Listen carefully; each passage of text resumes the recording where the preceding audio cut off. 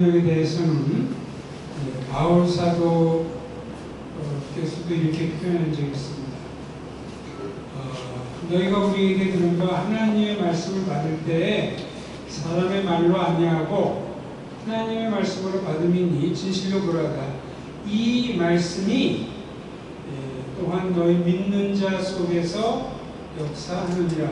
이 말씀이 또한 너희 믿는 자 속에서 역사하느니라. 이러한 내용을 표현한 적이 있습니다. 그런데 이 하나님의 말씀은 종종 인적인 어떤 대행자를 통해서 이 말씀의 영향력이 현시되는 수가 많습니다. 예를 들면 아볼로가 확실히 그리스도를 알지 못했을 때 브리스가 아굴라 부부를 통해서 이 하나님의 도를 깨달았다, 이런 표현이 사도행전 18장에 나오지 않습니까? 디모데의 경우 디모데 후서 3장 14절이나 15절을 보면은 바울을 통해서 성경의 내용을 배웠고, 또 바울 이전에 이미 어머니와 외할머니의 도움을 받아서 성경을 배우고 도움을 받은 것으로 그렇게 이야기하고 있습니다. 이처럼 인적 대행자를 통해서 그 하나님의 말씀의 영향력이 현시가 된다는 거죠. 이런 점에서 구약의 대표적인 인적 대행자가 있다면 그가 바로 오늘 우리가 잠깐 에스라 7장 10절에서 본 것처럼 에스라라고 얘기했습니다. 바로 이 에스라를 통해서 이스라엘 백성들의 율법, 하나님의 말씀을 배우고 하나님의 뜻을 분별하고 시행해 나가기 때문에 그렇습니다. 그 10절 에스라 7장 10절만 읽었지만 이 에스라가 어떤 사람인지 하는 것은 그 앞부분에 나타납니다. 에스라는 한마디로 학자 겸 제사장이다, 이런 표현이 몇 군데 나타나 있습니다. 일단은 그 5절에 보시면요, 그 뒷부분에 가서 보면은 에스라가 대제사장 아론의 16대 손이다, 이렇게 표현이 되어 있어서 근본적으로 제사장이라는 것을 알 수 있습니다.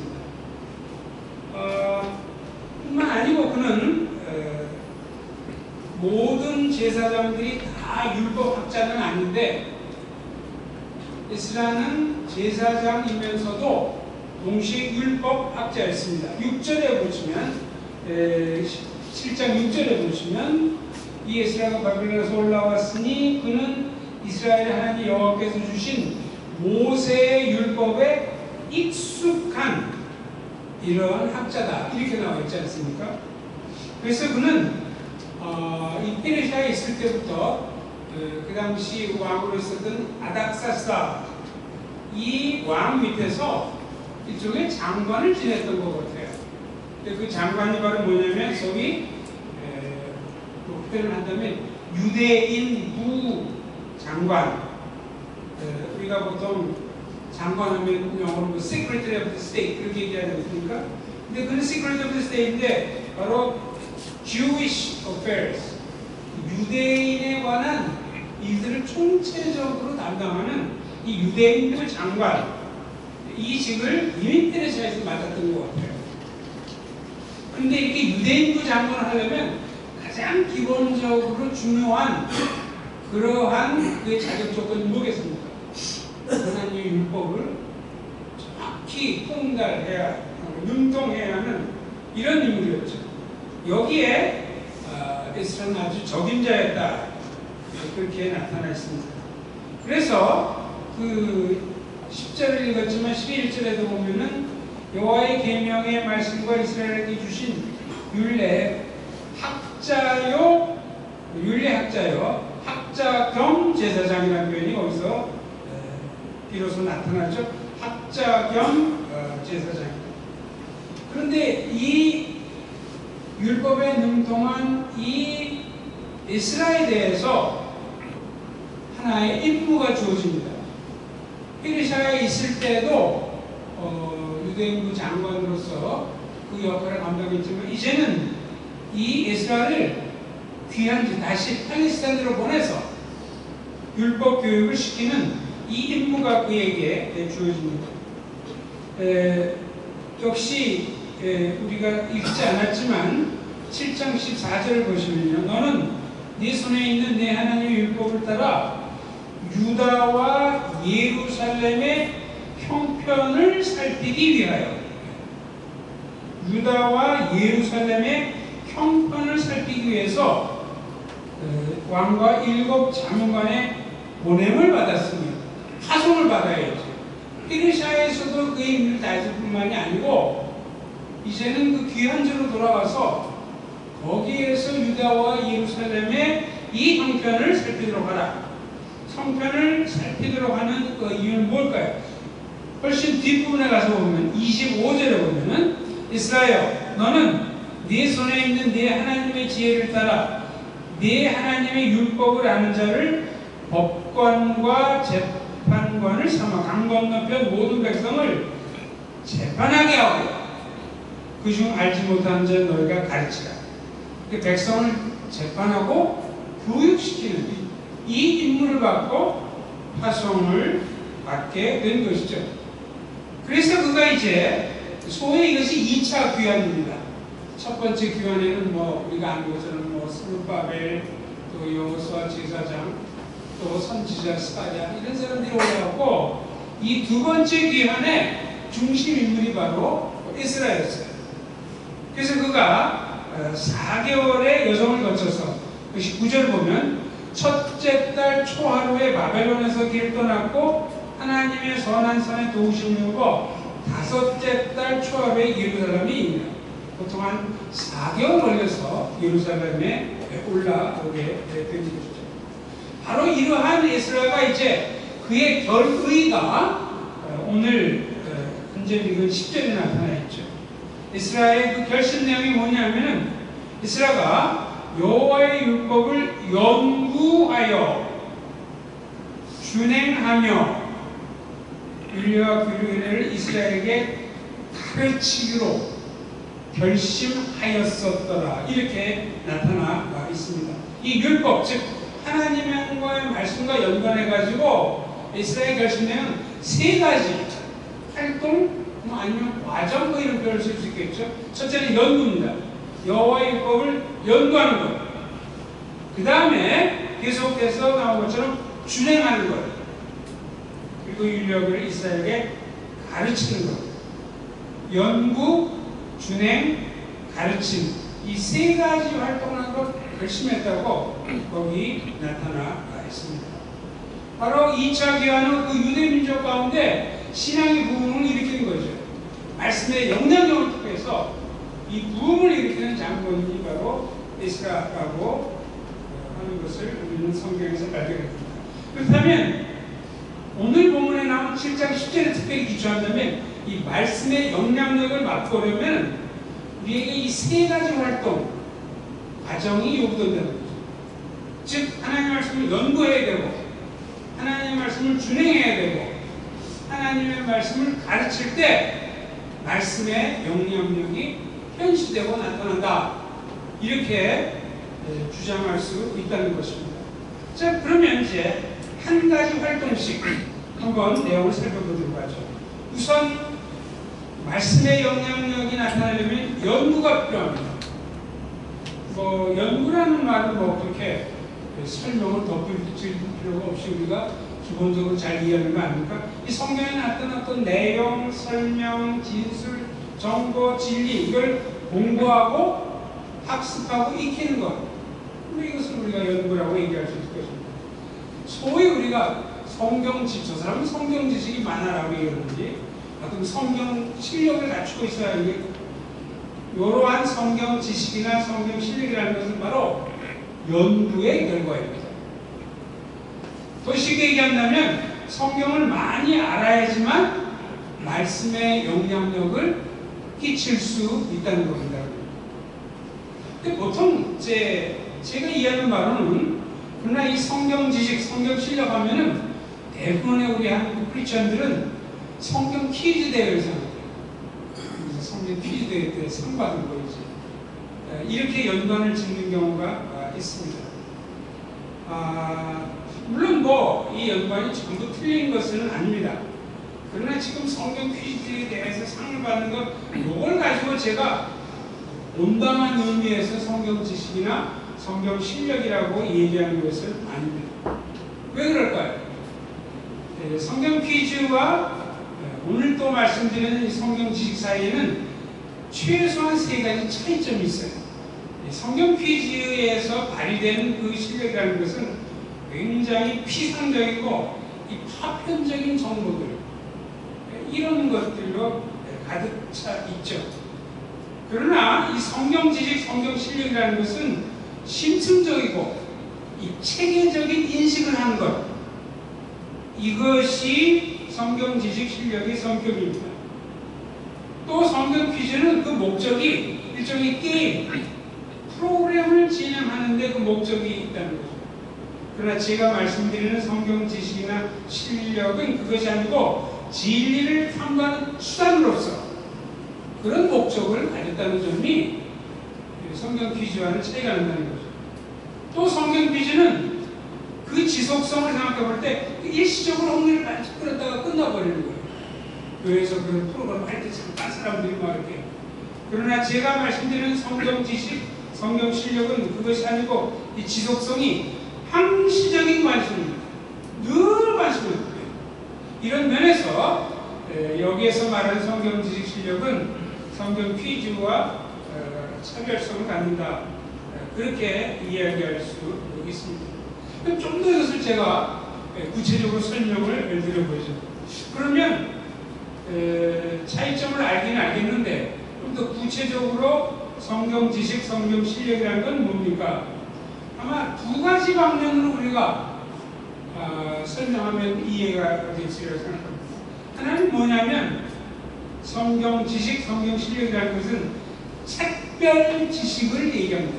책별 지식, 즉 성경을 책별로 이해하고 파악하는 그런 지식, 이런 뜻이에요. 예를 들면 성경의 각 책에 대해서 그 책이 어떤 책인지 아는 겁니다.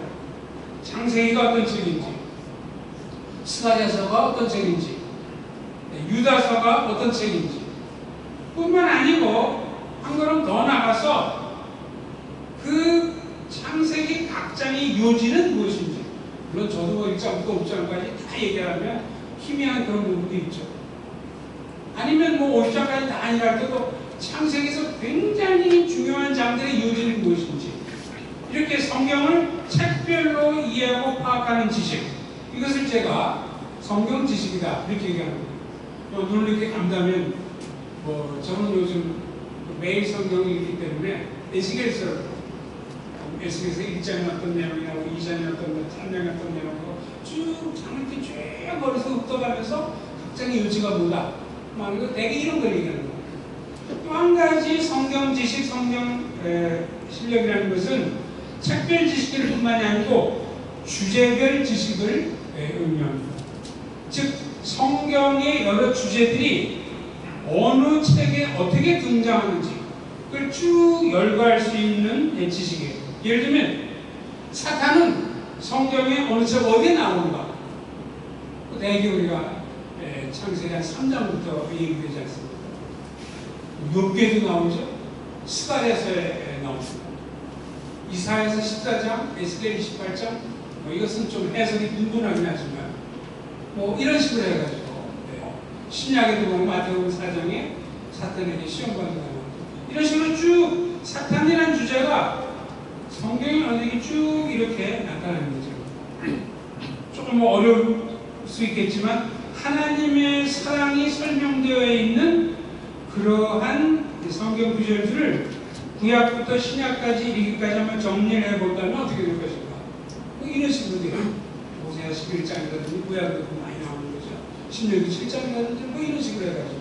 그러니까 이렇게 성경을 대한 책별 지식을 갖추는 것, 주제별 지식을 갖추는 것, 이것이 제가 말씀드리고자 하는 성경 지식, 성경 실력이라는 것을 얘기하는 거예요. 이런 의미에서 성경에 대한 책별 지식을 많이 갖추고 있고 주제별 지식을 많이 갖추고 있으면 갖추고 있을수록 말씀의 영향력을 끼칠 수 있다는 겁니다.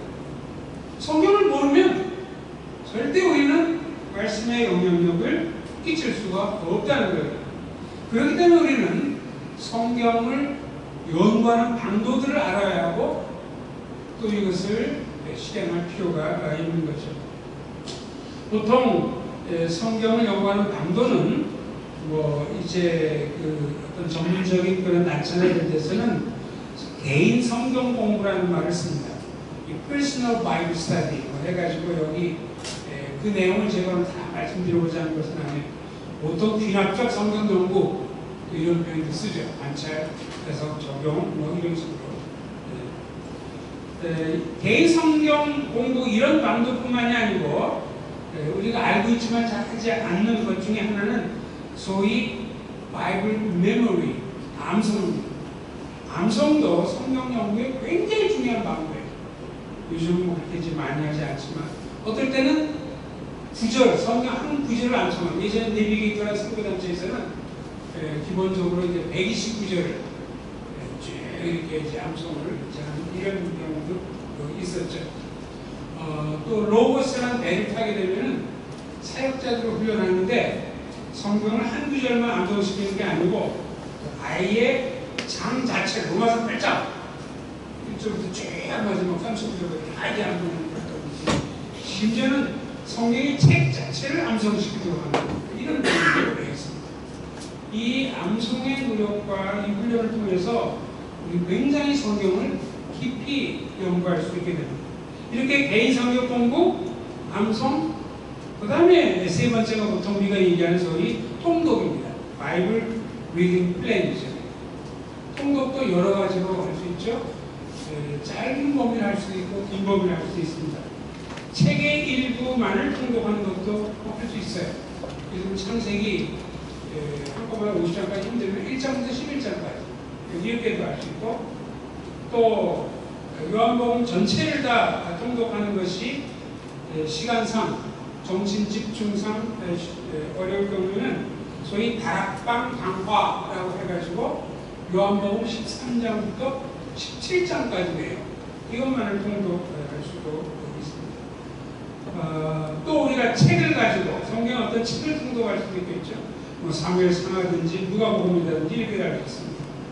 아니면 신구약 가운데 일부를 통독할 수 있어요. 모세오경을 통독한다든지 소선지서를 통독한다든지 아니면 사복음서를 통독한다든지 보통 이제 많은 통독 프로그램이 1년 동안에 신구약 전체를 통독하도록 그렇게 되어 있죠. 그러나 어떤 방법을 통하든지 우리는 그것이 개인 성경 공부든 암송이든 통독이든 성경 지식을 함양할 이런 훈련을 해야만 한다는 것입니다. 그렇게 해서 어떻게 해서든지 성경을 많이 알아야지만 말씀의 영향력을 끼칠 수 있다는 거예요. 이스라엘은 성경에 눈통했지만 다시 돌아와가지고 바로 이 첫 작업을 다시 시작했습니다. 그렇게 성경에 눈통하고 잘 알지만 또 성경을 연구하는 거죠. 왜 그렇게 했을까요? 그래야지만 말씀의 영향력을 나타낼 수 있기 때문에 그렇게 한 것입니다.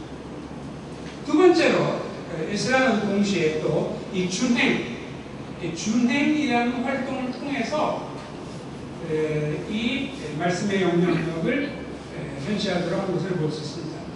준행이라는 말을 사전을 찾아보면은 전례나 전례, 그러니까 예전의 예 이런 말이죠. 전례나 명령 따위를 좇아서 그대로 행하는 것이다. 사전에는 이 준행이라는 말이 그렇게 나와 있어요. 그러나 이제 성경의 내용을 잘 살펴본다면 성경에서 이야기하는 준행이라는 것은 성경 말씀에 순종하고자 최선을 다하고 성경의 가르침, 교훈, 진리를 내면화하고자 애쓰는 일, 이것을 준행이다 라고 이해할 수 있을 것입니다. 또 쉽게 얘기한다면 성경의 진리가 그 개인의 신앙과 삶에 스며들고 그의 인격에 녹아나도록 이렇게 되려면 이 준행의 활동이 필수적이라는 겁니다. 이렇게 성경의 교훈 진리를 지속적으로 준행해야지만 말씀의 영향력을 행사할 수 있는 것이라고 이해할 수 있습니다. 자, 그러면 준행이 이렇게 그 삶에 스며들고 이게 녹아난다 이렇게 이제 했는데 이것을 구체화해서 하려면 어떻게 하면 할 수 있습니까? 좀 물어볼 때 이것은 하나님께서 말씀을 통해서 우리가 반응하기를 바라시는데 네 가지 스타일이 있다는 것을 생각하시면 도움이 될 수 있습니다. 아까 준행은 명령에 순종하는 것이다. 이렇게 사전에 나와 있다고 그랬는데 성경적 준행은 그보다 광범위합니다. 즉 성경의 내용을 잘 이렇게 살펴서 분류를 해보면 네 가지 범주로 나눠지고 이 네 가지 범주에 따라서 그 각 범주에 맞는 반응을 하기를 하나님이 원하신다는 거죠. 이론적으로 설명을 좀 구체적인 예를 들어볼까요? 예를 들면 성경에는 명령이 많습니다. 내 부모를 공경하라. 온 세상에 복음을 전하라. 이럴 때 하나님은 이런 명령을 통해서 순종의 반응을 기대하십니다. 부모를 공경하라면 정말 우리가 부모를 공경해야 되고 온 세상에 복음을 전하는 거죠. 두 번째 범주는 약속입니다. 성경에 또 하는 약속들이 있죠.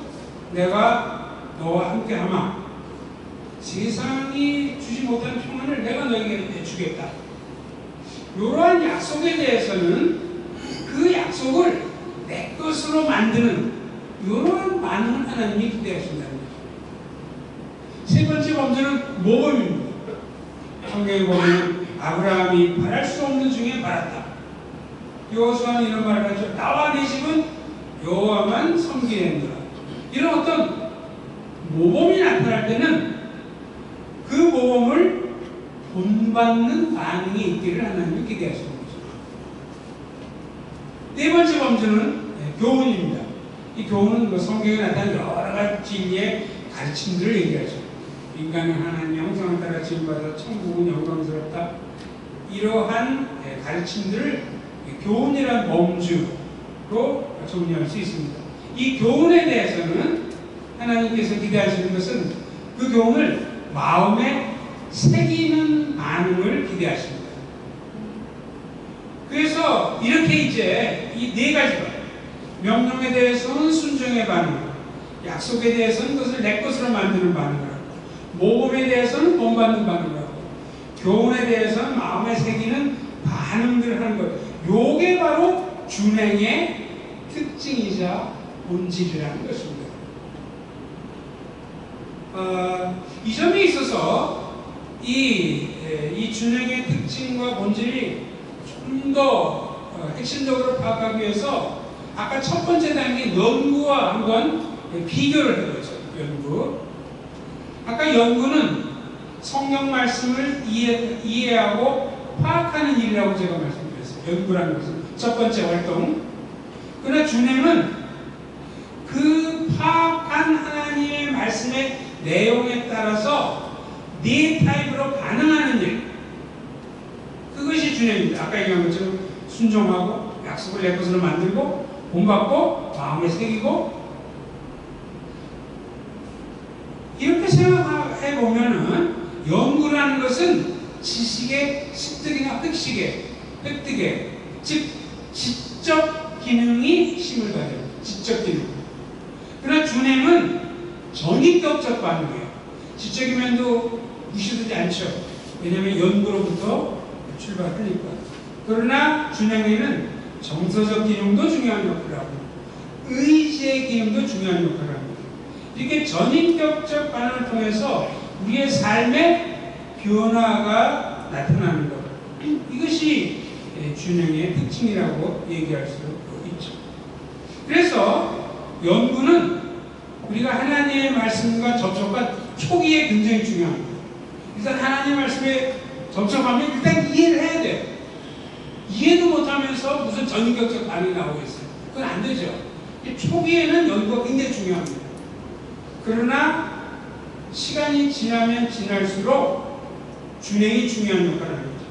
말씀과의 이 상호 교류하는 시간이 경과하면 경과할수록 준행이 훨씬 중요한 그 중요성이 부각이 된다는 것입니다. 바로 여기에서 이제 연구가 굉장히 아까 중요한 활동으로 제가 말씀을 드렸어요. 그건 뭐 부인할 수는 없습니다. 그러나 만약 연구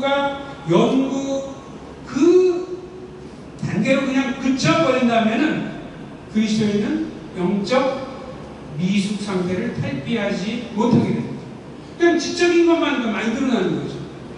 삶이 안 쫓아오는 거죠. 삶이 쫓아오려면 이 준행의 그 단계와 활동까지 이어져야 된다는 거죠.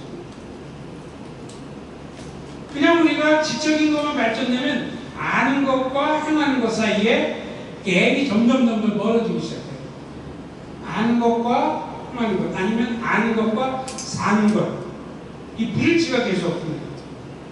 역시 사도 바울의 편을 빌자면 이런 경우는 경건의 모양은 있으나 경건의 능력은 결여된 이런 상태라고 이야기할 수 있을 겁니다.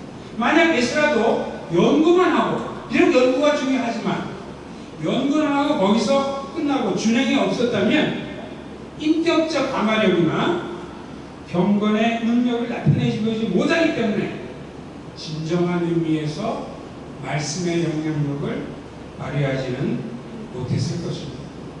그렇기 때문에 비록 연구가 중요하지만 이 연구가 이어지는 준행의 중요성은 아무리 강조해도 지나치지 않습니다. 자, 그러면 어떻게 하면 이 준행, 이것을 우리가 실천할 수 있을 것인가? 저도 이걸 가지고 굉장히 고민을 많이 했습니다. 지금도 하고 있어요. 그래서 이제 이것은 뭐 제가 한 방법을 소개를 하는 건데 이것만이 유일하다든지 다른 방법은 없다, 제가 그렇게 주장하는 건 아닙니다. 제가 해보니까 그래도 이것이 효과적이고 꽤 열매를 맺히는 데 도움이 된다 해서 소개할 따름입니다. 그러면 이 준행의 실천을 위해서 어떻게 하란 말이냐? 저는 그냥 한 세 단계를 생각을 해봐요.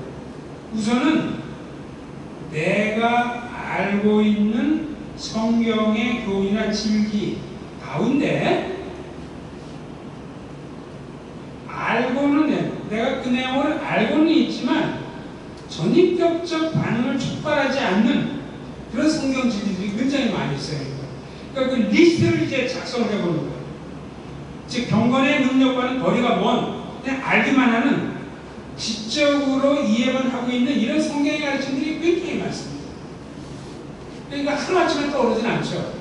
그러니까 어떨 때는 목회자의 설교를 듣다가 그때 목회자랑 부족고 내가 가 있다면 안 적을 수도 있고 책을 읽다 보면 우연히 떠오르는 것이든 이 목록을 쭉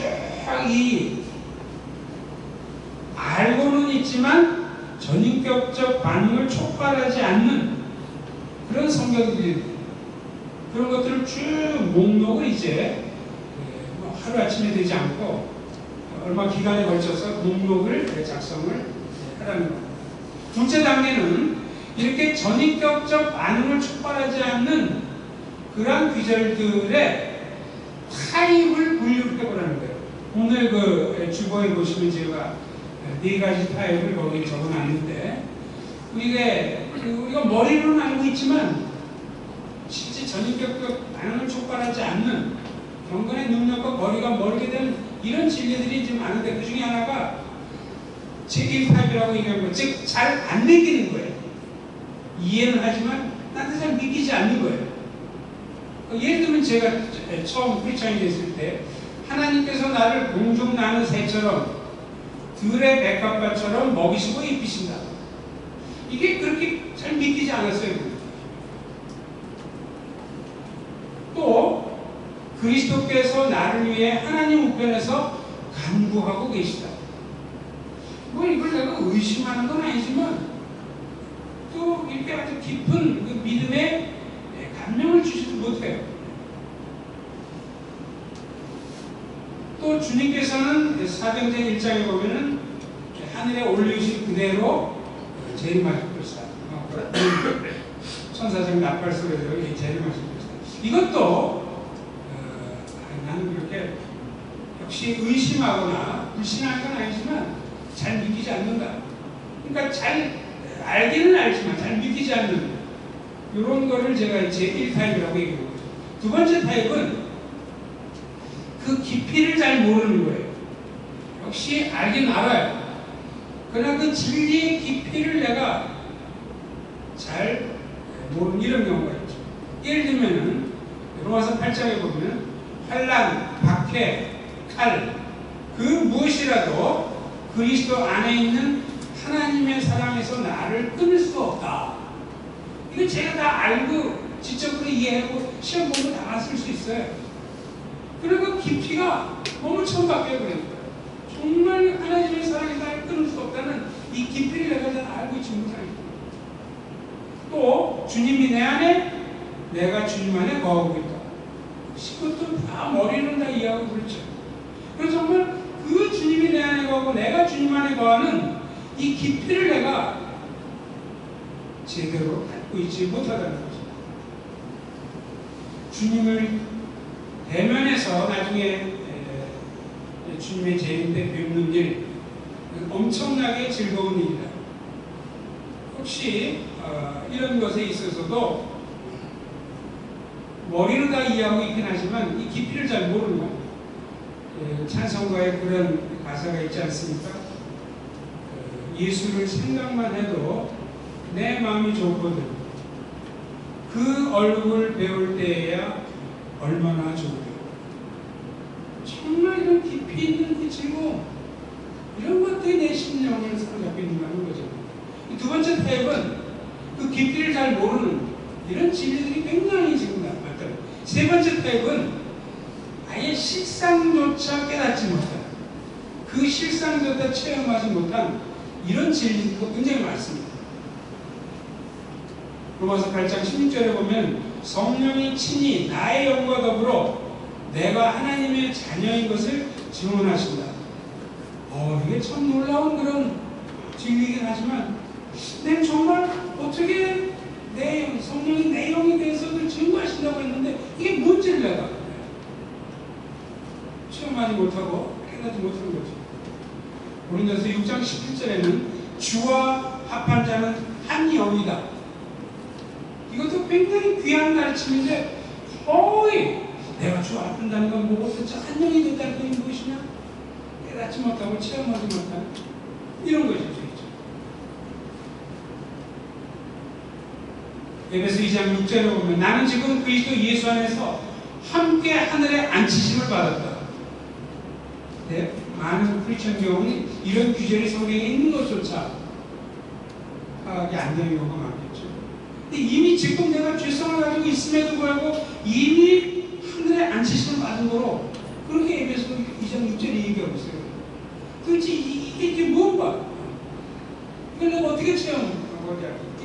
세 번째 타입은 실상을 깨닫지 못한, 체험하지 못한 이런 진리들입니다.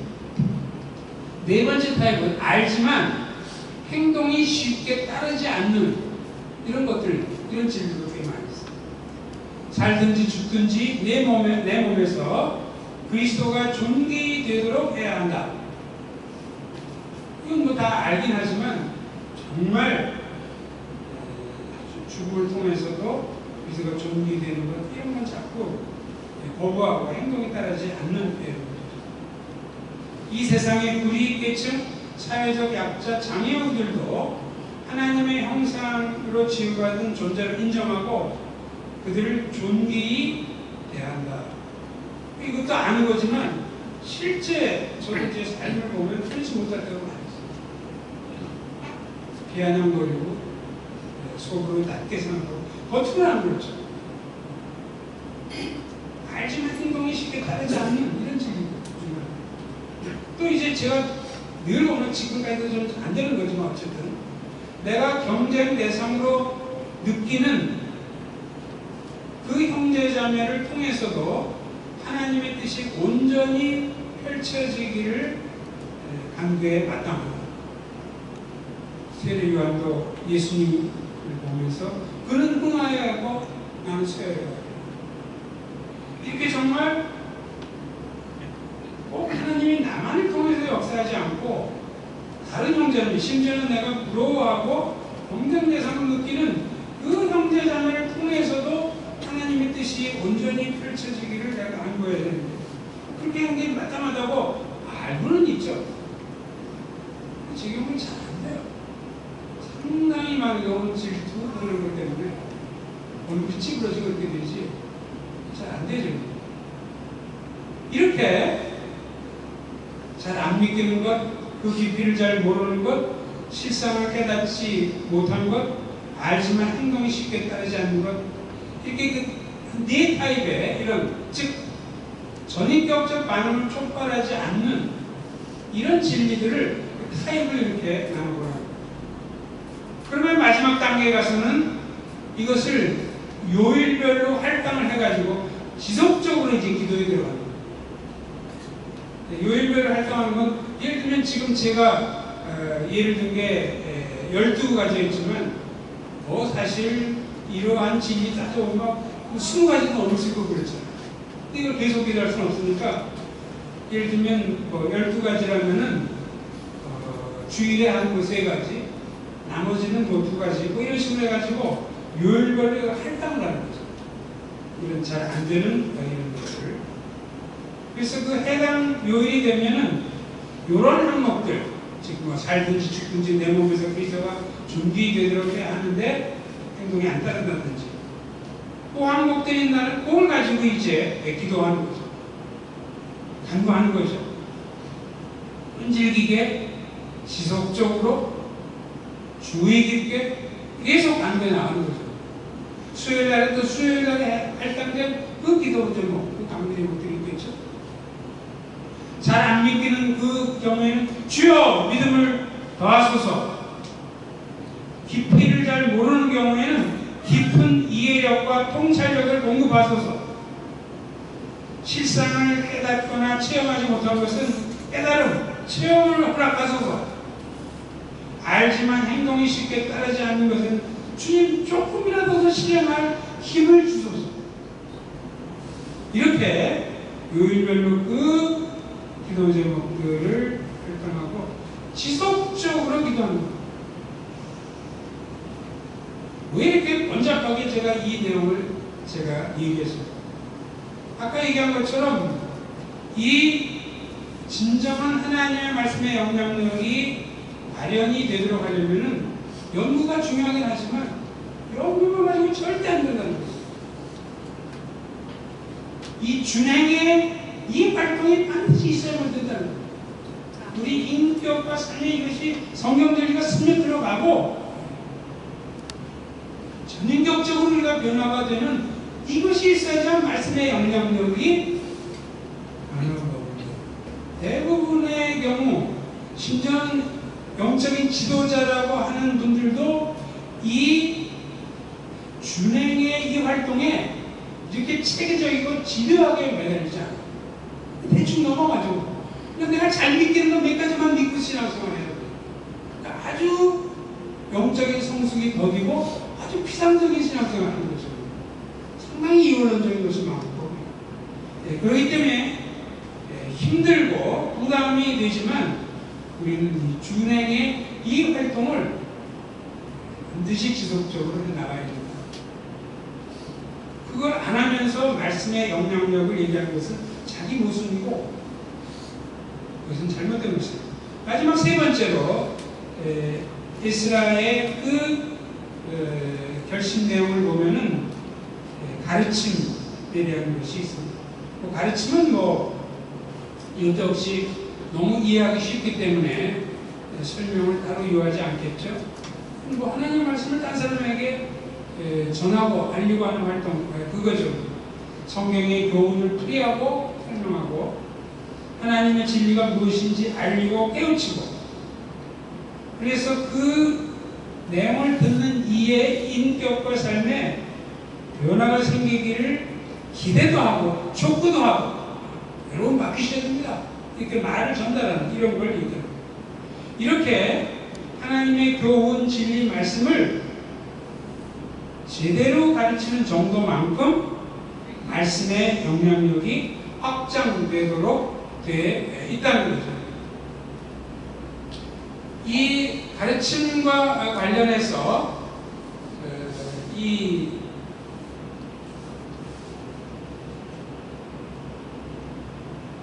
특이한 점은 가르침의 경우는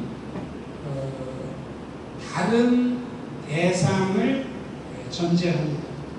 가르침이라는 것은 가르치는 자만 있는 게 아니고 가르침을 받는 자를 전제하게 돼요. 이 점에서 앞에 두 가지 활동과 좀 차이가 나죠. 그러니까 연구나 주nem은 혼자서도 하는 거예요. 나 혼자 연구하고 나 혼자 주nem을 주로 그렇죠 사실. 그냥 가르침은 반드시 다른 대상이 있어요. 나 혼자 놓고 나 혼자 스스로 가르치고 그 셀프 티칭 그걸 얘기하는 건 아니고, 그렇기 때문에 이 가르침의 경우는 이 관계의 맥락을 고려하지 않을 수 없습니다. 부모가 자녀에 대해서, 선배가 후배에 대해서, 주일학교 교사가 학생들에 대해서, 소그룹 리더가 소그룹 멤버에 대해서, 구역장이나 목자가 구역원이나 목원에 대해서, 직분자가 초신자에 대해서, 이렇게 가르치는 관계 맥락을 고려하지 않을 수 없답니다. 동시에 말씀의 영향력이 쌍방으로 작용합니다. 이 가르침의 경우. 즉 가르치는 자도 신앙적 유익을 얻고 가르칠 때, 가르침을 받는 자도 신앙적 유익을 얻는다는 거예요. 가르치는 자에게 생기는 그 유익은, 가장 근본적인 유익은 영적 리더십이 개발됩니다. 영적 리더십이 개발됩니다. 그러니까 아무리 우리가 많이 듣고 혼자 해도 그러한 크리스천하고 실제로 누군가를 가르쳐보는 사람 사이에는 천연집반의 차이가 납니다. 처음엔 별 차이가 없는 것 같아요.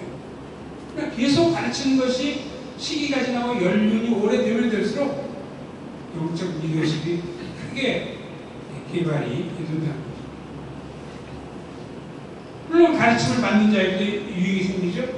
왜냐하면 가르침을 받는 자는 진리를 배우고 깨우치고 그 개인의 인격과 삶의 변화가 찾아오니까. 여기서 저는 영적 리더십이라고 얘기할 때 목회자의 리더십만을 얘기하는 것은 아닙니다. 저는 평신도 리더십도 마찬가지로 동일하게 중요하다고 이렇게 생각하는 사람입니다. 여기서 가르치는 자가 꼭 목회자일 필요는 없습니다. 물론 교회 예배나 설교, 이 공식적인 모임에서는 목회자가 가르치는 자로 쓰게 되는 거죠.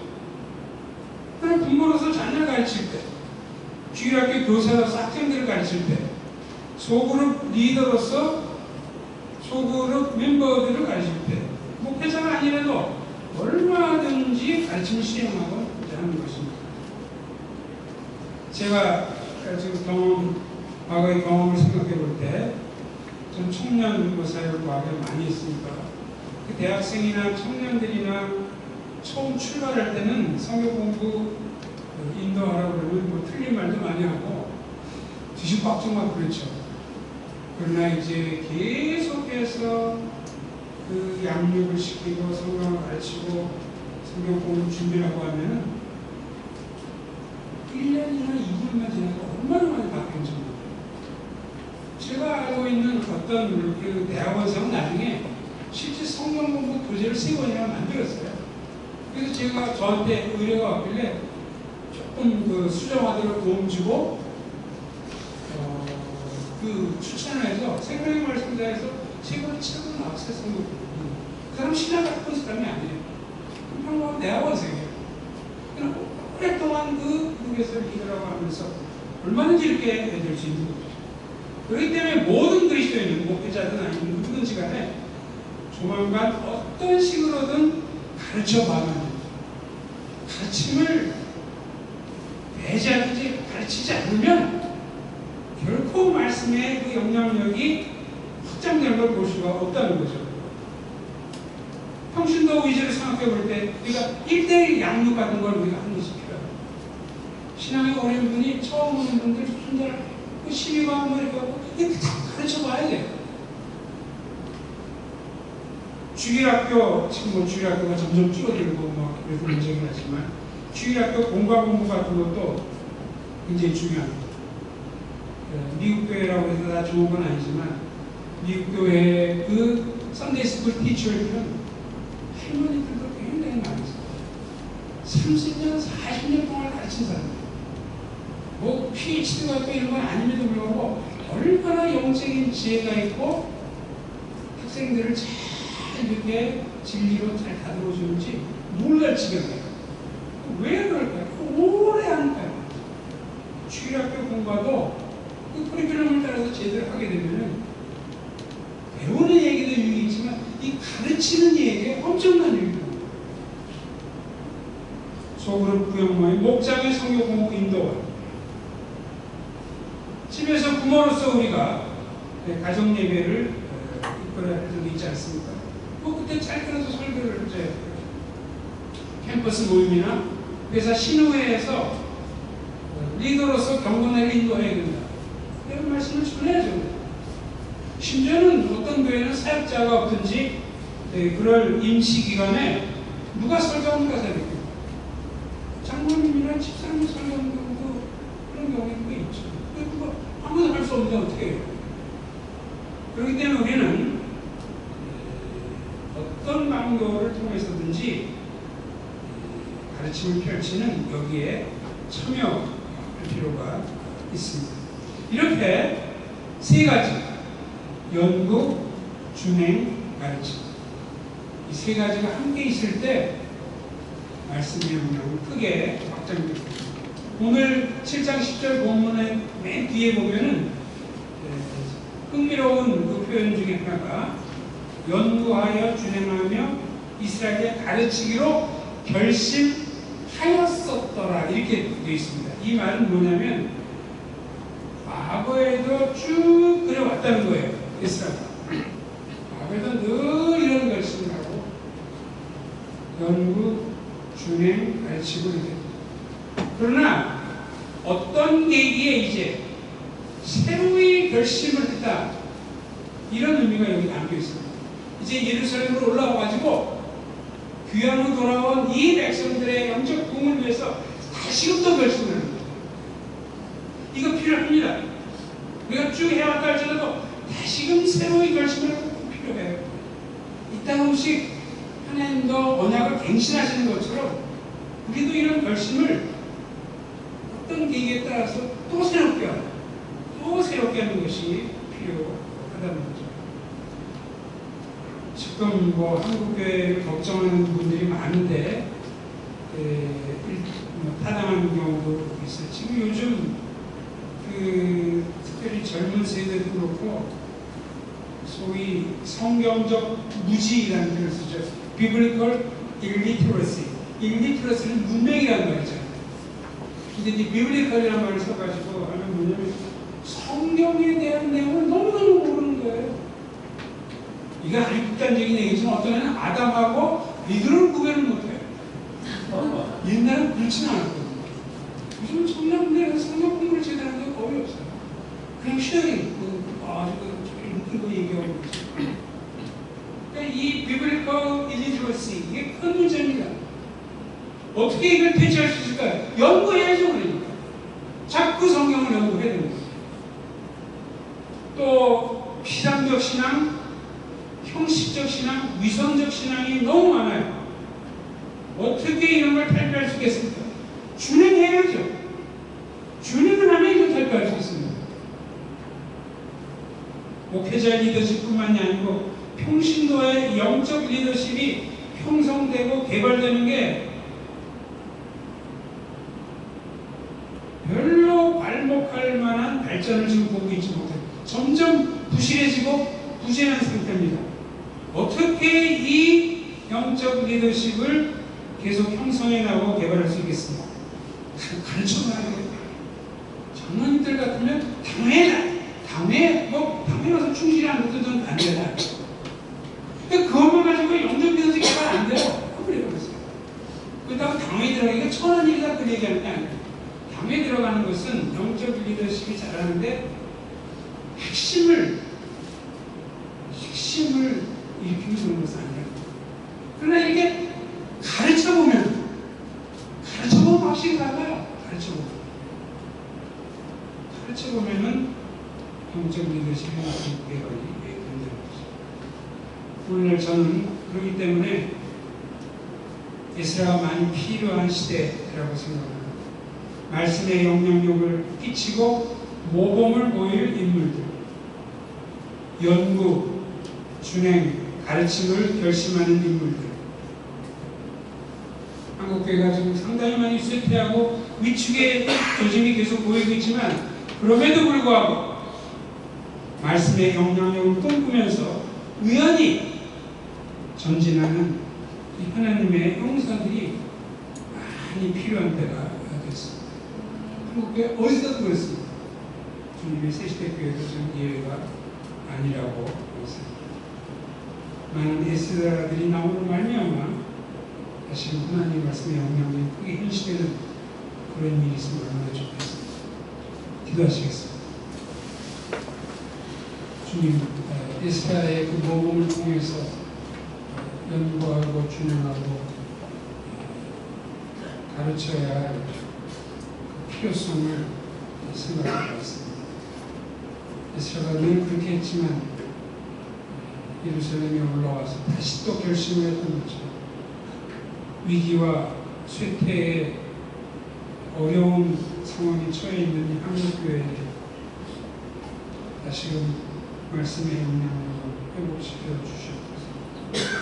성경적 무지가 펼치는 곳에 연구를 하도록 새로운 홍토가 조성되도록 하시고, 피상적, 형식적, 위선적 신앙생활이 난무하는 곳에 정말 성경 내용을 준행하는 그런 활동들이 더 활성화되도록 도와주시고, 영적 리더십의 형성과 개발이 부진한 이 현실 가운데